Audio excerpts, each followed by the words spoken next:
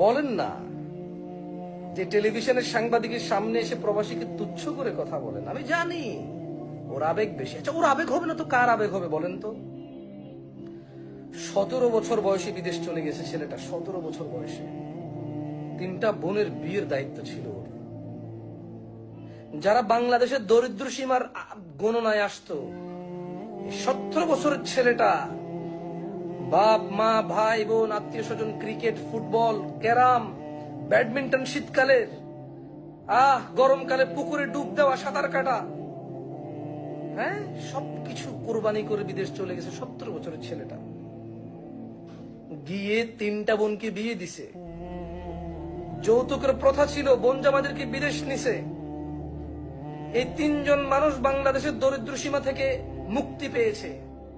এই 3টা মেয়ের উসিলায় 3টা স্বামী দরিদ্র সীমা থেকে মুক্তি পেয়েছে। ওই 3টা স্বামীকে বিদেশ নিয়ে যাওয়ার পরে, আমি জানি অন্যায়, যৌতুক দেওয়া অন্যায়, যৌতুক নেওয়া অন্যায়, হারাম ইসলামে, বাট প্রথা ছিল। ও বলেছে আমার বোনকে বিয়ে করলে বিদেশ নেব, বলেছে ও। ওই 3টা বোনের হাজবেন্ড বিদেশ যাওয়ার পর 3টা পরিবার স্বাবলম্বী হয়েছে। এ হল সে প্রবাসী। ও আবেগী হবে না কে হবে? ওর জ্ঞান কতটুকু? ও আপনার সাথে আপনার মতো হ্যালো কেমন আছেন, আপনি বাংলা বলতে পারেন, একটু একটু পারেন, আমি পারি না, ও তো এভাবে বলতে পারবে না। আম লাইক এরকম বলতে পারবে না তো।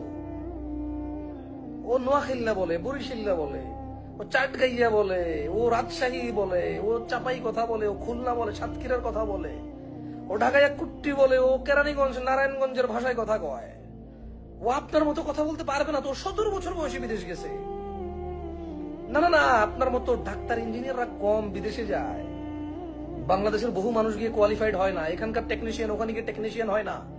এখানকার প্লাম্বার ওখানে গিয়ে প্লাম্বার হয় না।